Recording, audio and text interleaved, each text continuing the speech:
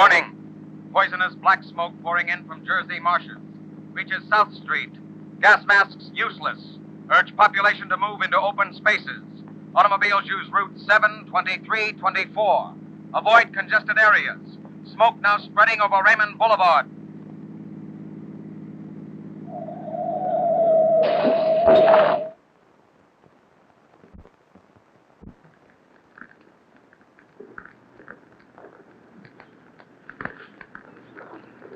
𝙁𝙪𝙡𝙡 calling CQ.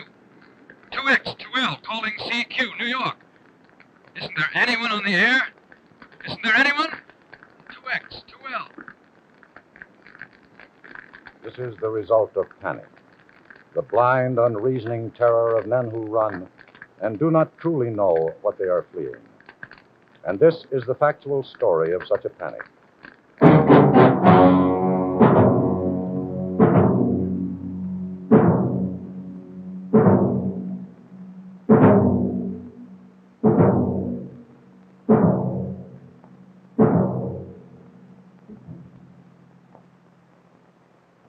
Good evening. I'm Ed Murrow, and this is the story of the night America trembled. It was October 30th, 1938. A night rather like other October nights in other years, except for perhaps two factors. First, it was a year in which the nations of the world, at peace for almost 20 years, had recently seen shattered their comfortable illusion of security. 2,000 miles away, across an ocean now realized to be no longer a safeguard against invasion, the arrogant demands of a power-hungry dictator had short weeks before forced haughty Britain and proud France to agree to the humiliating peace of Munich. Thus, point one, that world events had left men shaken and unsure, hence open to emotional attack against their reason, against their intelligence, and their logic. Point two is somewhat harder to accept, but it's equally valid. It can be traced back countless centuries, beyond civilized mankind's reasoned fear of war, to primitive man's instinctive terror of the great unknown. For October 30th was that mysterious night when dark tradition tells us fiends and demons walk the winds of the world. The one night of the year when even sensible men believe that almost anything can happen. The eve of Halloween, 1938. And in a radio studio of the Columbia Broadcasting System in New York City, the actors and staff of the Mercury Theater on the air were putting the final touches to what was frankly a terror tale, which was to go on the air within a few short minutes. We see them now in the final moments of rehearsal with their director.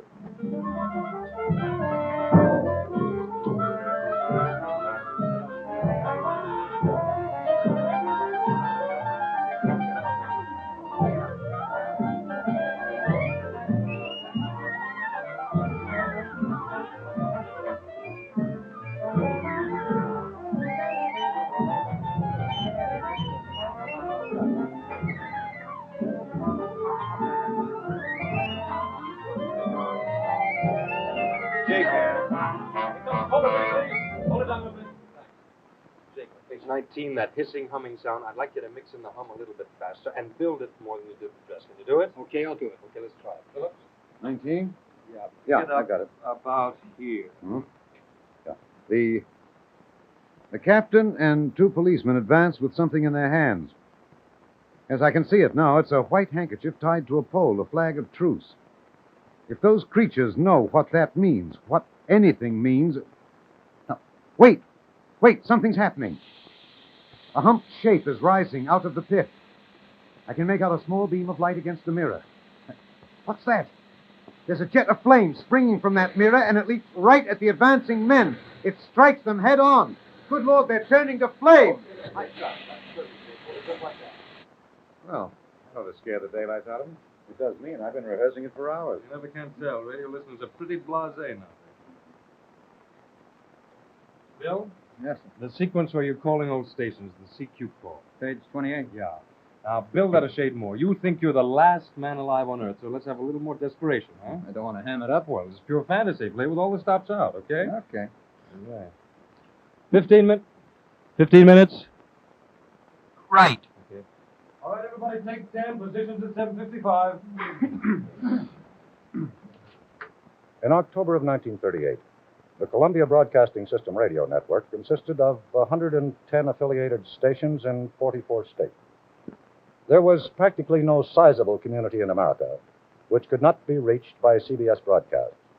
Thus, from Maine to California and from Canada to the Gulf, listeners were tuned to the Mercury Theater on that fateful night. In the eastern United States, the area closest to the scene of fictitious peril, reaction was most vivid and violent. However, it should be remembered that in their behavior, these Easterners were not unique. Everywhere, emotions and reactions were the same. Panic struck universally out of the dark but peaceful sky on a night that began quietly enough. Mother, that's Bob. Will you let him in, please?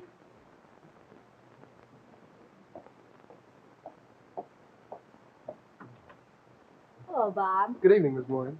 Come on in. Mary will be down in a minute. Thank you. Hello, Miss Morgan. Hello, Bob. Nice out? Yes, sir. It's swell. Getting chilly? No, it's just right. Perfect football weather. You see the game yesterday? You bet I did. 14-0. Pretty good team this year, huh? 7th in the national ratings. We ought to be first, too. We haven't even been scored on yet. Those 7 Iron Dukes. Think they'll make the Rose Bowl? Well, I'll tell you, I think if we can get by Syracuse and Pitt, we got a good chance. Hi, Bob. Hi, Ben. Sorry to keep you waiting. That's okay. We got plenty of time.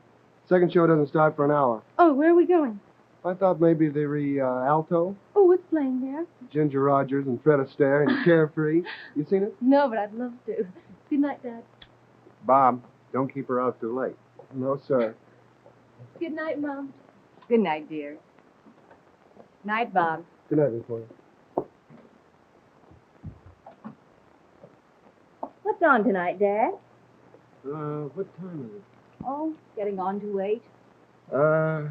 CBS, the Mercury Theater, NBC, Edgar Bergen and Charlie McCarthy. Charlie McCarthy. I like him. Let's listen to that.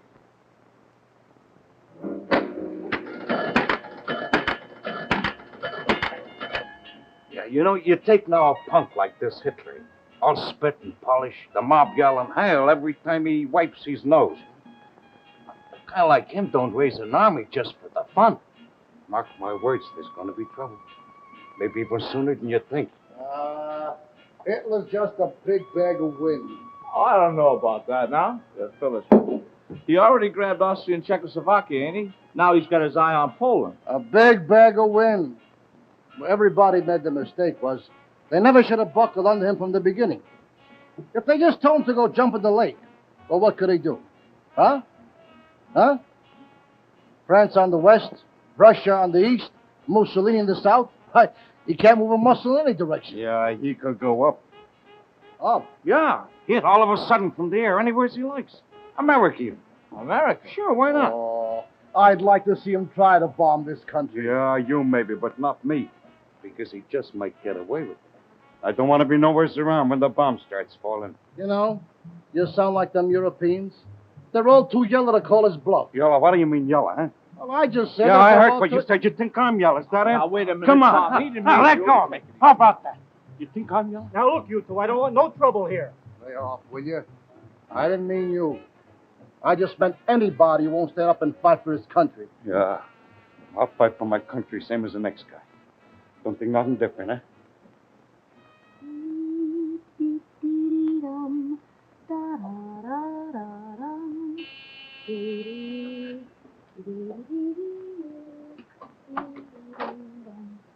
At the babysitter? I imagine. Good.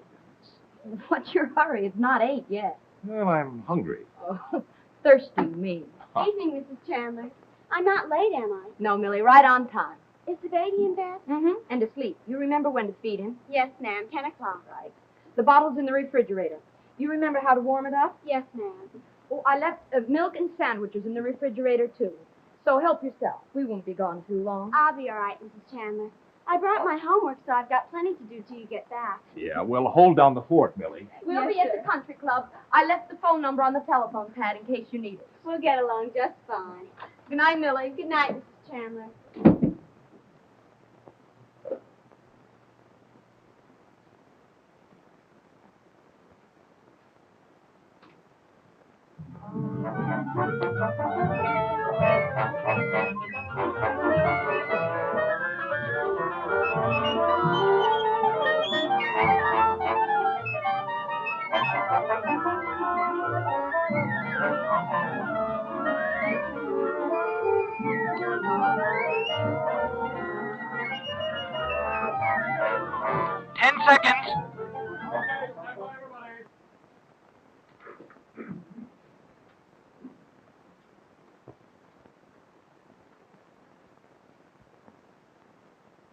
The Columbia Broadcasting System and its affiliates present the Mercury Theater on the air in War of the Worlds by H.G. Wells.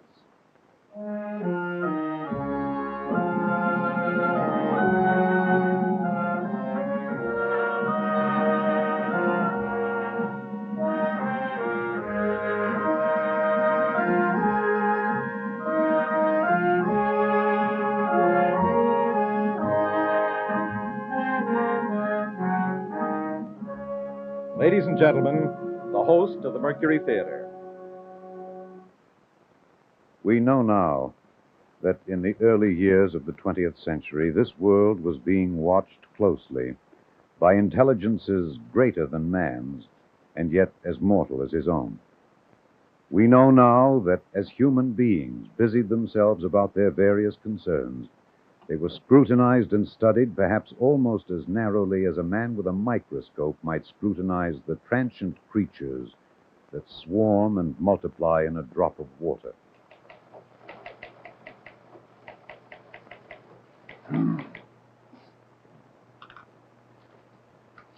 Any action, Mike? Not a thing. Get the coffee? Yeah.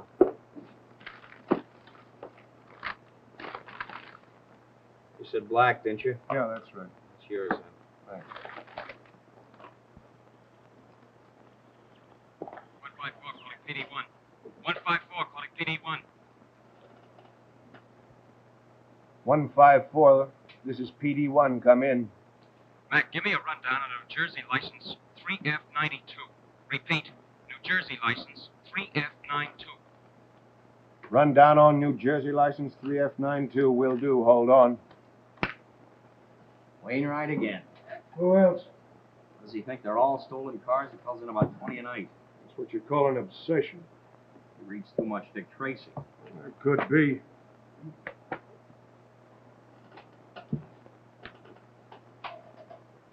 PD1, calling 154. Go ahead, PD1. Description: New Jersey license 3F92. 1936 blue two-door old sedan. Registration A 387564. Motor G 148690. Owner Horace Adams.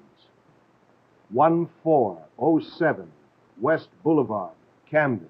You got it? Got it. Thanks, Mac. Right. A real eager beaver. You gotta have somebody like him to keep you awake a night like this. Yeah, I suppose. Sunday nights are usually pretty dull after Labor Day. Pretty dull. You know, I took this job because I thought it was gonna be exciting. On this particular evening, October 30th, the Crosley Rating Service estimated that 32 million people were listening in on radios. For the next 24 hours, not much change in temperature. A slight atmospheric disturbance of undetermined origin is reported over Nova Scotia, causing a low-pressure area to move down rather rapidly over the northeastern states, bringing a forecast of rain accompanied by winds of light gale force. Maximum temperature 66, minimum 48. This weather report comes to you from the Government Weather Bureau. We now take you to the Meridian Room in the Hotel Park Plaza in downtown New York, where you will be entertained by the music of Ramon Raquello and his orchestra.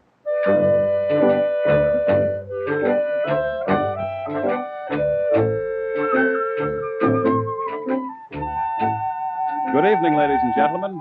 From the Meridian Room in the Park Plaza in New York City, we bring you the music of Ramon Raquello and his orchestra. And, with a touch of the Spanish, Ramon Raquello leads off with La Comparsita.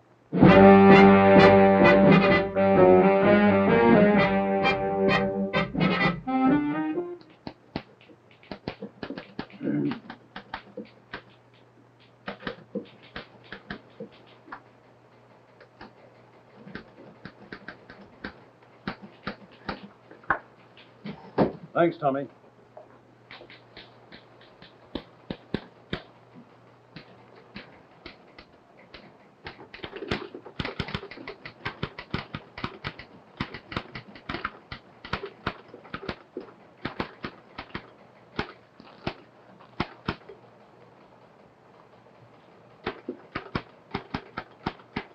Whitaker, you writing that Rocky Mount crash? Yep. Almost finished. How much copy you got on it? Column and a half, maybe. Build it to 2 columns. I got a good picture here in a double column spot on the front page. Okay. There's not really much to it. No serious injuries. Yeah. Could use a good lead story.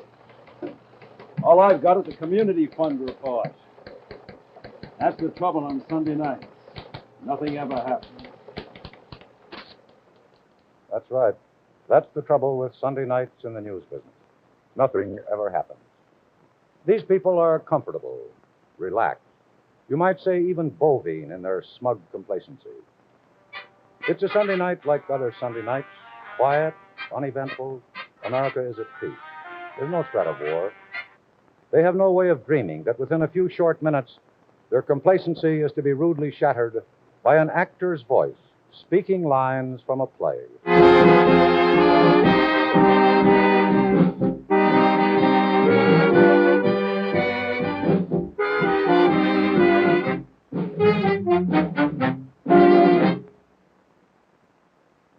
Ladies and gentlemen, we interrupt our program of dance music to bring you a special bulletin from the Intercontinental Radio News. The opening words, the words that shook a nation. At 20 minutes before 8 Central Time, Professor Farrell of the Mount Jennings Observatory, Chicago, Illinois, reports observing several explosions of incandescent gas occurring at regular intervals on the planet Mars. The spectroscope indicates the gas to be hydrogen and moving toward the Earth with enormous velocity. Professor Pearson of the observatory at Princeton confirms Farrell's observation and described the phenomenon as, quote, like a jet of blue flame shot from a gun, unquote. We now return you to the music of Ramon Raquello, playing for you in the Meridian Room of the Park Plaza Hotel, situated in downtown New York.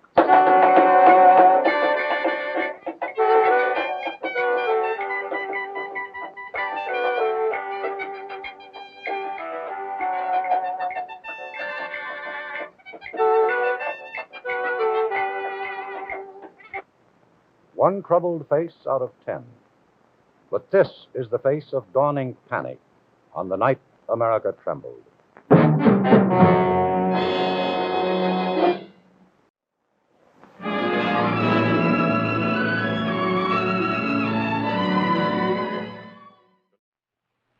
Here's a beautiful gift.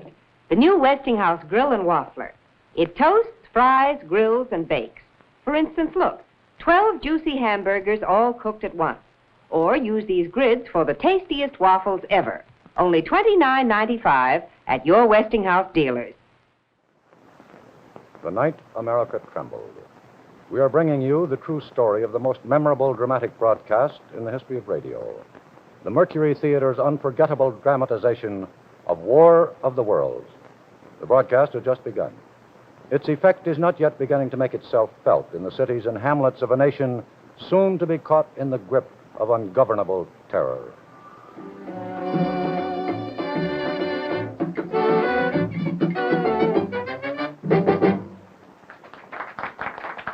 Now a tune that never loses favor. The ever popular Stardust, Ramon Raquello and his orchestra.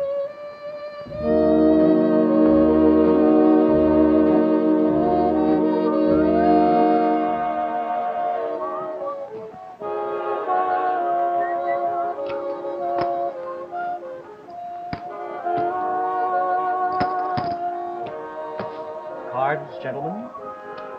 3. You flop. Senior Mega Masons, will you please? Sure. One big one? Oh. Okay, dealer takes 2. Open a bets. Check the 1 card drawer. Check.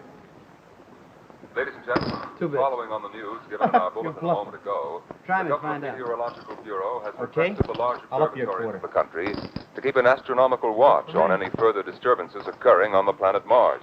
Due to the unusual nature of this occurrence, we have arranged an interview with the noted astronomer, Professor Pearson, who will give us his views on the subject. In a few moments, we will take you to the Princeton Observatory at Princeton, New Jersey. We return you until then to the music of Ramon Raquello and his orchestra. That's all about. Who cares? You turn that off. Turn it off. I'm studying. If you want to study, go up to your own room. I'm the gregarious type, okay?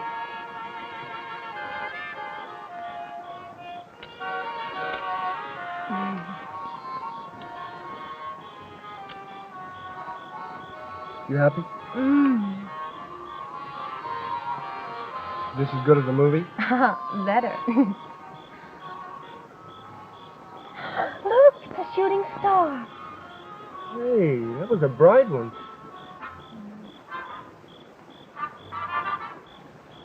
Cigarette? Thank you.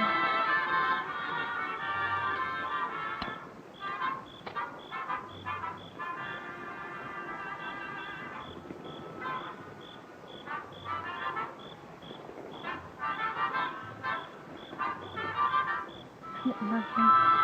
Just look out there. Look at those stars. They look so close. You feel you can just reach right up and touch them. Sure, you can. You want a handful? You're crazy. Crazy about you. Mary?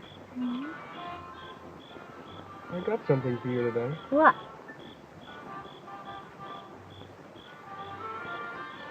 This.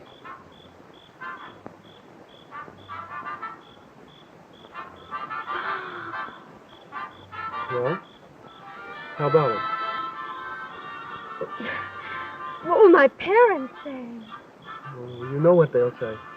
They'll say we're too young, too immature, but they've been saying that for a year. What do you say? Shall we? Tonight, right now. I'd like to, Bob, but... What's the matter? Aren't you sure? Of course I'm sure. Well, then.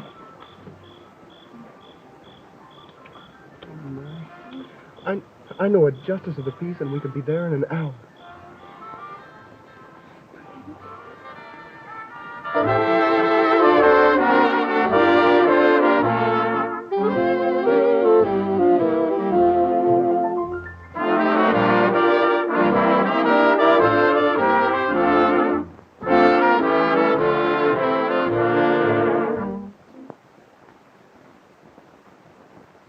Ladies and gentlemen, a special announcement from Trenton, New Jersey.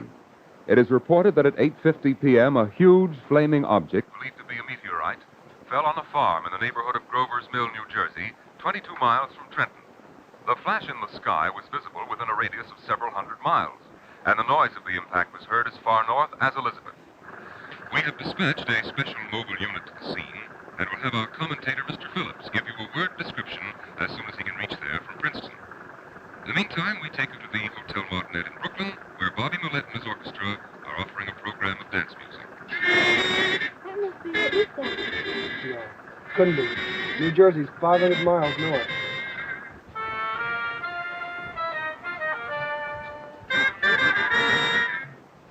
We take you now to Grover's Mill. Ladies and gentlemen, this is Carl Phillips again at the Wilmouth Farm, Grover's Mill, New Jersey. Professor Pearson and myself made the 11 miles from Princeton in just 10 minutes.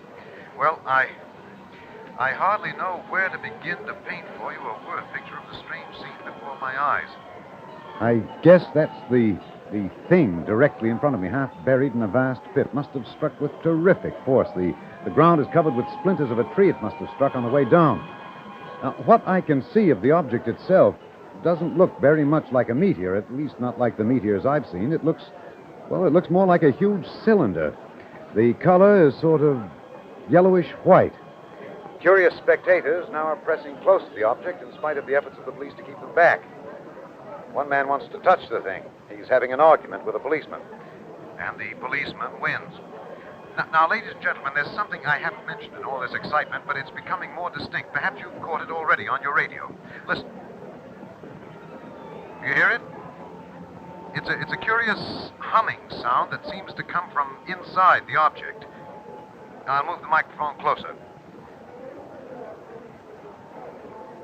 Here we are. Now we're not more than, 25 feet away. Can you hear it now?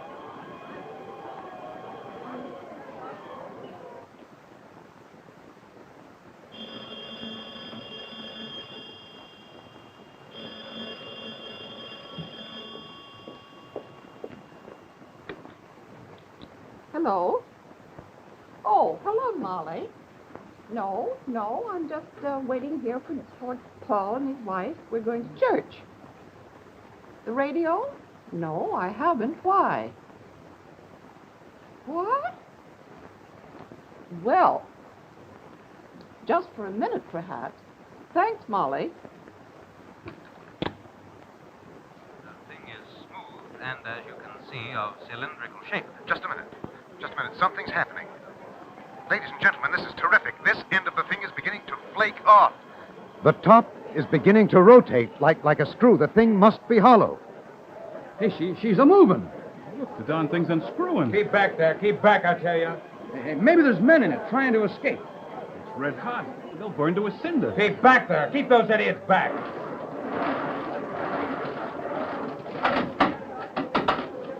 She's off. The top's loose. Look out there. Stand back. Ladies and gentlemen, this is the most terrifying thing I have ever witnessed. Wait a minute. Someone's crawling out of the hollow top. Someone or something I can see peering out of that black hole, two luminous discs. Are they eyes? It might be a face. It might be... Good heavens, something's wriggling out of the shadow like a gray snake. Now it's another. And another. They look like tentacles to me. There, I can see the thing's body. It's as large as a bear, and it glistens like wet leather. The face, it's indescribable. I can hardly force myself to keep looking at it. The eyes are black I'm going and to turn this clean thing like a off. serpent. No, Bob. Mouth Let is me V-shaped with saliva dripping from its Okay. rimless lips that seem to quiver and pulsate. The monster, or whatever it is, can hardly move. It seems weighted down by possibly gravity or something.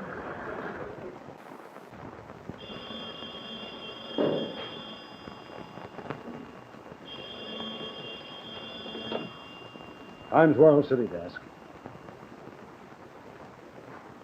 A what? Wait a minute. Hey, Johnny, you got anything on the wire about a meteor falling in New Jersey? No, ma'am. We haven't got anything on it. Nothing at all. No, ma'am. Don't mention it. What do you suppose is ailing her? Why? What's up? She said she heard something on the radio about a meteor landing in New Jersey carrying Martian monsters. Boy, people. So, the Mercury Theater on the Air blithely proceeds with its dramatization of H.G. Wells' War of the World. The actors, of course, have no way of knowing their performance is sowing the seeds of panic amongst hundreds of thousands who believe they're actually hearing a factual report. But others are beginning to feel its impact. For instance, the officers on duty at the State Police and Fire Dispatcher's Office in Trenton, New Jersey.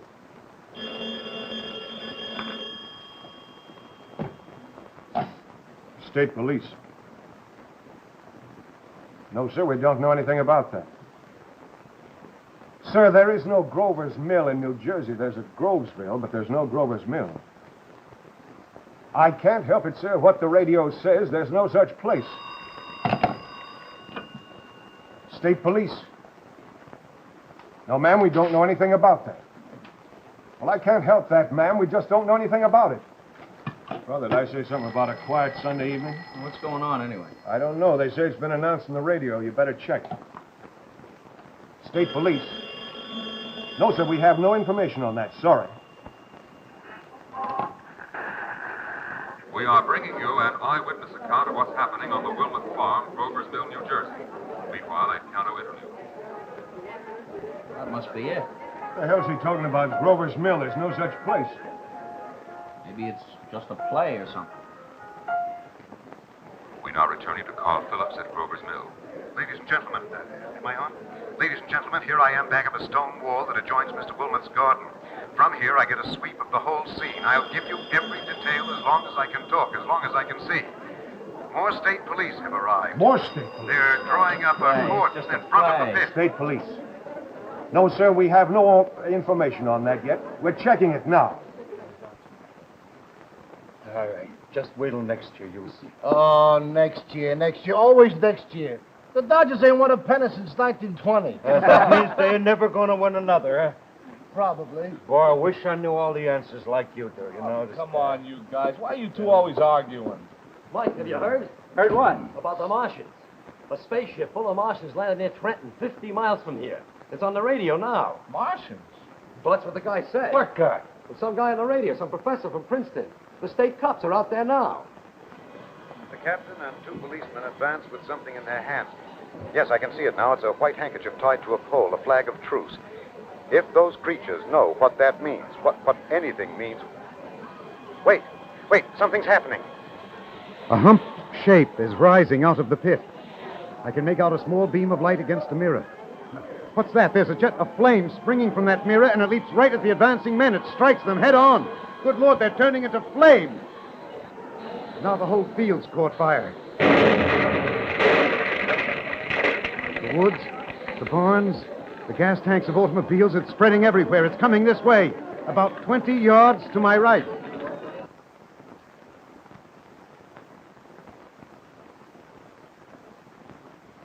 Ladies and gentlemen, due to circumstances beyond our control, we are unable to continue the broadcast from Grover's Mill. Evidently, there is some difficulty with our field transmission. However, we will return you to that spot at the earliest opportunity.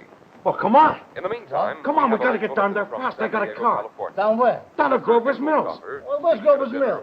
Somewhere near Trenton, I think. Oh, now, wait a minute, fellas. We don't know what this is all about. Oh, don't know. It's like I told you. It's the Nazis. The guy on the radio said it was monsters from Mars. It's Nazi air raids. Come on. We got to...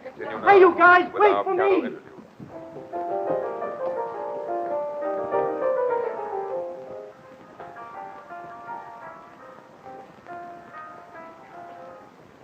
Ladies and gentlemen, I have just been handed a message that came from Grover's Mill by telephone.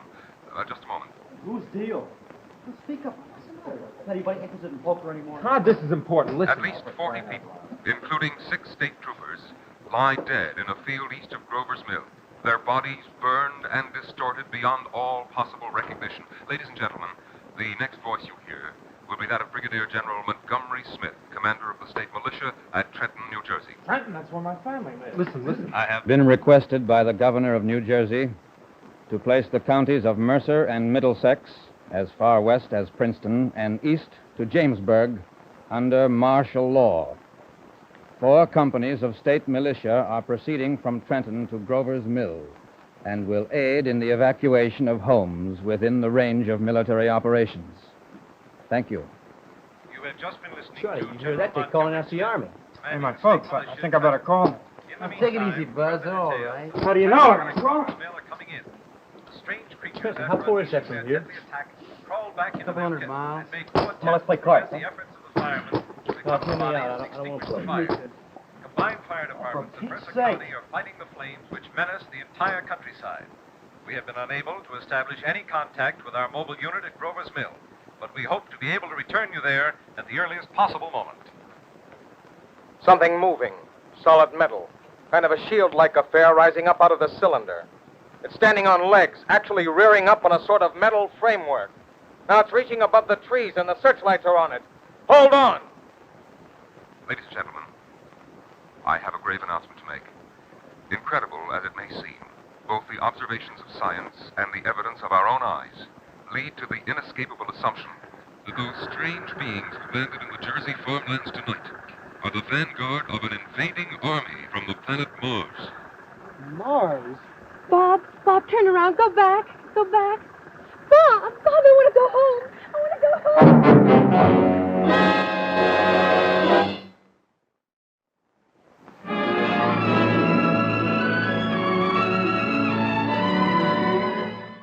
Now, I want to show you an exciting new symbol. And here it is. The symbol that represents the very newest ideas in home appliances. New design, new performance. It's the shape of tomorrow from Westinghouse.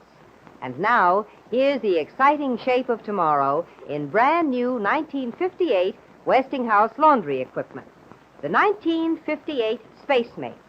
Here, you'll find the shape of tomorrow in this modern new design. The shape of tomorrow, a new convenience, too. Imagine a clothes dryer that operates right on top of the laundromat and takes up only 25 inches of space. And look, now push-button controls for the most accurate washing and drying yet. And here is the exciting new custom Imperial laundromat and dryer. You'll see the shape of tomorrow in this style light control panel that lights up like this. Push-button controls that give 5 wash and 2 rinse temperatures. And that same stunning control panel lights up this twin electric clothes dryer. Push-button controls here, too, give you just the right drying for every kind of fabric. And here, the shape of tomorrow means the very last word in convenience in this beautiful Westinghouse wash and dry combination. It takes just 2 minutes of your time to load clothes and set the dials. And your clothes are beautifully washed and properly dried, all automatically. In every laundromat, there's the famous revolving agitator that washes cleaner, rinses better, and even cleans itself. And every dryer has new, improved, direct airflow drying. See the 1958 Westinghouse Shape of Tomorrow laundromats and dryers now. The most advanced and the most complete line of home laundry equipment made today. And remember, too, you can be sure if it's Westinghouse. October 30th, 1938, the night America trembled. The impact of the Mercury Theater's broadcast of H.G. Wells' War of the Worlds is as devastating as it is unexpected. The Columbia Broadcasting System and its affiliated stations, the newspapers, the police and fire departments of the whole nation, all are being deluged by a Niagara of calls from frenzied listeners who believe the radio drama to be the real thing. More than 1 million listeners from coast to coast are caught in the grip of a contagious mass hysteria, and they flee in terror from an incredible bogeyman, mythical invaders from the planet Mars. Strewn over the battle area from Grover's Mill to Plainsboro, crushed and trampled to death under the metal feet of the monster, or burned to cinders by its heat ray. Langham Field, Virginia. Scouting planes report 3 Martian machines visible above treetops, moving north toward Somerville with population fleeing ahead of them. Heat ray not in use, although advancing at express train speed. Invaders pick their way carefully. One moment, please. Here's a bulletin from Basking Ridge, New Jersey.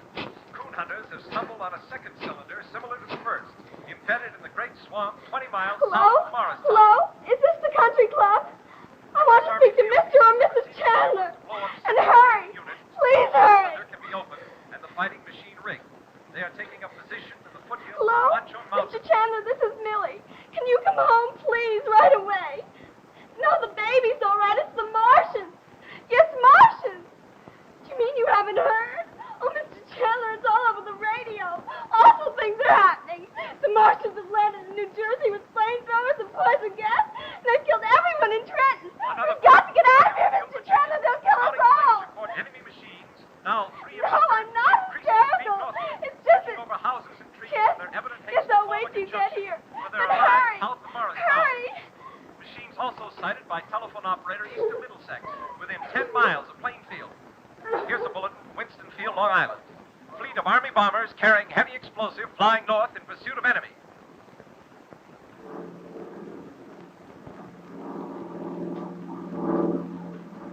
Army bombing plane V-843 off Bayonne, New Jersey. Lieutenant Boat commanding 8 bombers reporting to Commander Fairfax, Langham Field. This is Boat reporting to Commander Fairfax, Langham Field. Enemy tripod machines now in sight, reinforced by 3 machines from the Morristown cylinder, 6 altogether. 1 machine partially crippled, believed hit by shells from Army gun and Watchung Mountains. Guns now appear silent.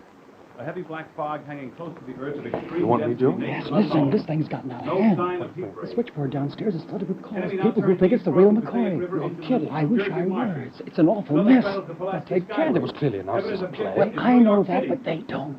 Well, what do you want me to do? Why can't you make some sort of an announcement? Tell them it's just a dramatization. Well, it's 3 minutes and to the we're ready break. to We'll tell them attack. that. Well, do that, please. The switchboard operators are about ready to go out of their minds. Plane circling. Ready to strike. 1,000 yards and we'll be over the first. 800 yards. 600. 400. 200. There they go. The giant arm raised. Green flash. They're spraying us with flame. 2,000 feet. Engines are giving out. No chance to release bombs. Only one thing left. Drop on them, plane and all. We're diving on the first one. The engine's gone. 8. This is Bayonne, New Jersey, calling Langham Field. This is Bayonne, New Jersey, calling Langham Field. Come in, please. Come in, please. This is Langham Field. Go ahead. 8 Army bombers in engagement with enemy tripod machines over Jersey Flats. Trenton, New Jersey, operator. How many times do I have to tell you? Will you please hurry? What do you mean you can't do it? You gotta get through. Heavy black smoke in the direction. Circuits are busy. Come on, I gotta call home too. Charlie? Hey, where's Charlie going? Charlie's driving home with Dave. Hurry up to the phone, will you please?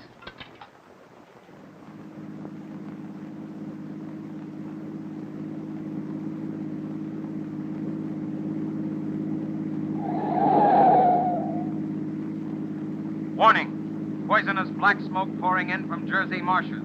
Reaches South Street. Gas masks useless. Urge population to move into open spaces. Automobiles use Route 7, 23, 24. Avoid congested areas. Smoke now spreading over Raymond Boulevard.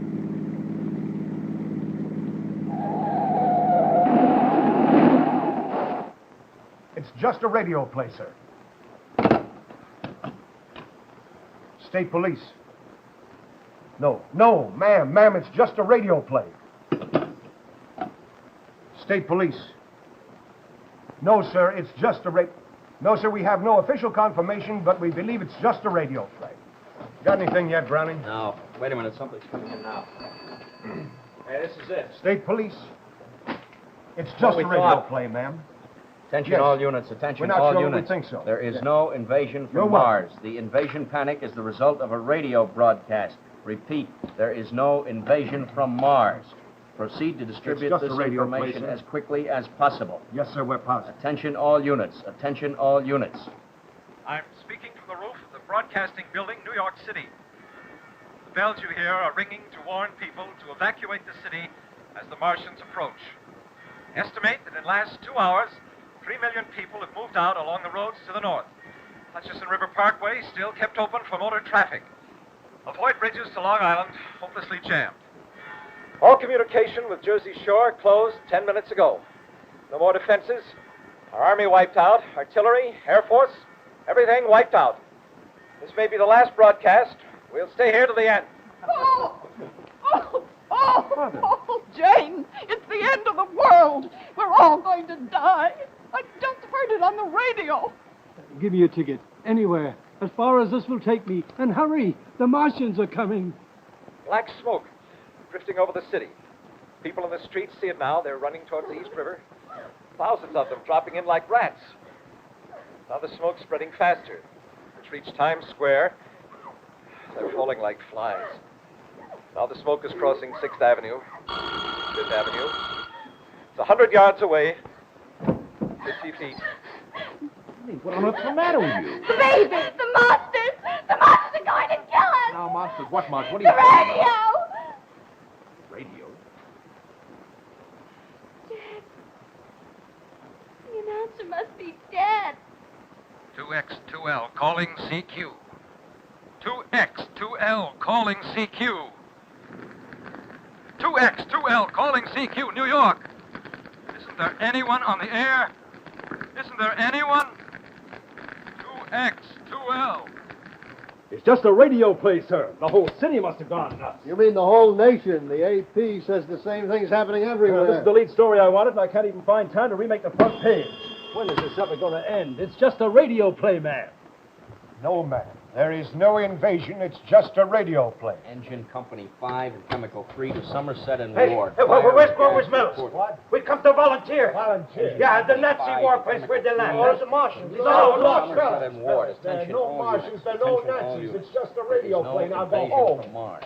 Repeat. A radio There is play. no That's invasion all. Now, from Peter, Mars. get out of here. But, Chief, it was clearly announced as a play. Here's a publicity release in tonight's paper. Now, listen. When the Mercury Theater on the Air broadcasts over the Columbia Network at 8 p.m., they will do H.G. Wells' War of the Worlds. This is one of the first shows about Martians. It tells how the octopus-like creatures from Mars lay waste the Earth until there are only a few humans left. Yes, that's absolutely right. Every paper. Well, how clear can you make a thing? All they had to do was check. Nobody in his right mind would believe it. Here for Rudy Valley for 3 days. I'm getting hungry. Hungry? Yeah. Well, I'm the one that's hungry. I tell you, Charlie, I'm so starved, I could almost... Don't look at me that way.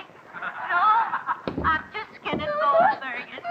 I don't what's the matter? What's going on here? It's a meteor, sir. No, it's the Martians. They're coming after Earth. They're destroying the world. Martians? What are you talking about? It's on the radio. We've been listening to the radio ever since you left. We haven't heard anything about it. I don't get it. It ought to be on every station, I'm Turn sure. to CBS. This is your host, ladies and gentlemen. Out of character to assure you that the War of the Worlds has no further significance than as the holiday offering it was intended to be. The Mercury Theater's own radio version of dressing up in a sheet and jumping out of a bush and saying boo. Starting now, we couldn't soap all your windows and steal all your garden gates by tomorrow night, so we did the next best thing. We annihilated the world before your very ears and utterly destroyed the Columbia Broadcasting System. Now, you will be relieved, I hope, to learn that we didn't mean it, and that both institutions are still open for business. So, goodbye, everybody, and remember, please, for the next day or so, the terrible lesson you learned tonight.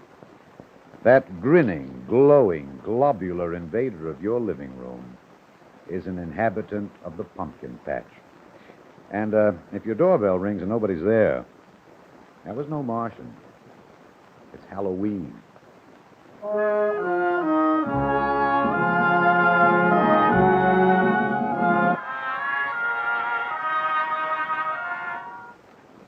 Of all the... Why didn't you check the other stations?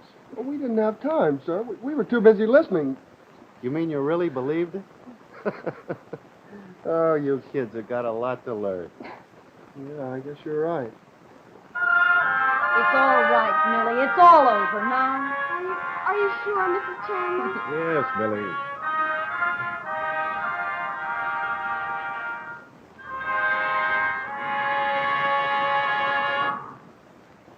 This is CBS, the Columbia Broadcasting System. For the listeners who tuned in to the Mercury Theater on the air broadcast tonight and did not realize that the program was merely a radio adaptation of H.G. Wells' famous novel, The War of the Worlds, we are repeating the fact, made clear 4 times on the program, that the entire content of the play was entirely fictitious. But I don't understand. Well, it was just a radio play, Millie. I can't believe it. It's so real. Ah, yes, it was so real. So real that it completely fooled poor Millie and more than 1 million others who slowly came to their senses and realized they'd been panicked by a colossal Halloween joke. And what were their reactions? Well, many laughed, with perhaps just a touch of hysterical relief in their laughter. Me scared? Of course not. I knew it was a play all the time. Sure, me and the old woman would run down the streets, mingle with the crowds, but we wasn't scared ourselves, just for the kicks. See how the others was taking it. You know what I mean. Others were somewhat indignant. A fine trick to play on people. My sister passed out. All the kids were screaming their heads off. The whole house was in an uproar. Is that what you call entertainment? And still others were furiously angry. Hello, CBS. See here, what are you going to do about me? I'm 300 miles from home without a penny in my pocket. Where am I calling from? Buffalo, New York. That's where I'm calling from, and it's all your fault. So the reactions of the period. But there is one thing we must not overlook. All this took place in 1938, in a less sophisticated yesteryear that did not know the atom bomb, guided missiles, and rockets that may shortly fly to the moon. 20 years ago, the concept of an alien race was novel to us, hence alarming. Today we realize that Mars is very near, closer perhaps in time than we imagine. There is every reason to believe that long before the Martians come to us, we will go to them. I wonder if we'll panic them as they did us on the night America trembled.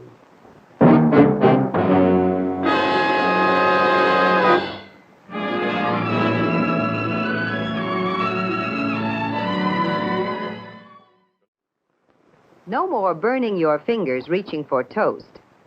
This beautiful new Westinghouse toaster with this exclusive lift-up lever lifts small pieces an extra inch. Buy now. Save $6 on confection colors model, $4 on chrome model. Your choice, only $15.95.